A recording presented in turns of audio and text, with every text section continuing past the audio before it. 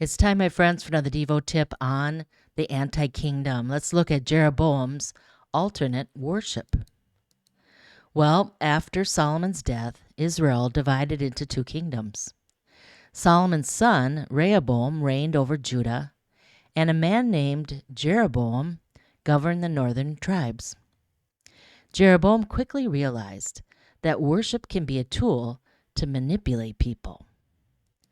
By focusing on their vulnerabilities, Jeroboam's anti-kingdom created alternative, more convenient places of worship.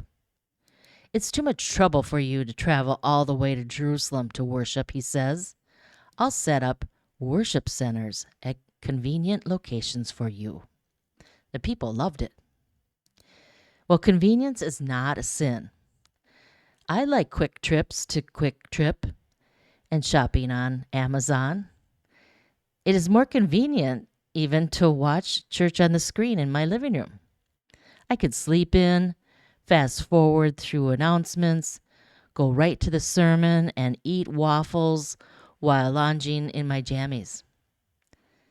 And I learned that in a 2025 survey, it revealed that more than 60% of online church viewers admitted to multitasking while worshiping. So apparently you can worship while you fold laundry and clean and check emails and scroll through your social media. I suppose even more shocking is that a whopping 87% of respondents are satisfied with their worship experience. Well, virtual church is better than no church, right? I'm not so sure. To draw the crowds, Jeroboam set up fancy props in the new worship centers. Here are your gods, Israel, who brought you up out of Egypt. The golden calves sparkled, but caused Israel to sin. You know, artists are free to express themselves, but they have a responsibility to consider the impact of their work on others. When we consider the walls of the Jerusalem temple, we find no words, no scripture, only artwork. The temple artistry was not for decoration, but for communicating the beauty, holiness, and faithfulness of God. And when you think about it, for the first 1,500 years of church history, theology permeated the architecture, stained glass, music, oil paintings, and liturgy.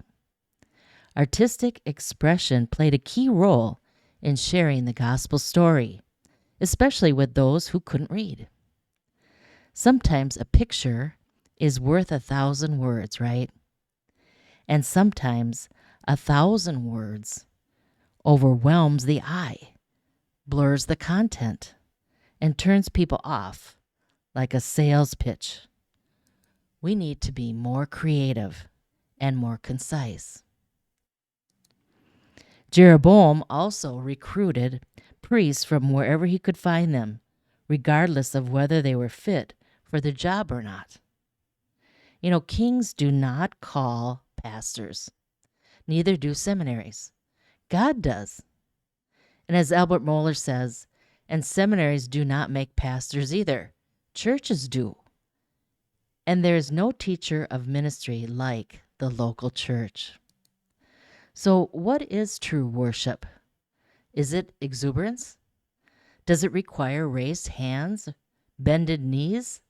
Must we sing, stand up and cheer, or sit in silent awe? Well, these are all wonderful expressions of worship, but at its core, worship is when we give God our entire being.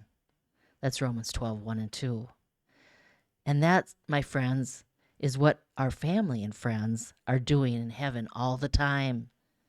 So as N.T. Wright says, the question we ought to be asking is how best we might join in.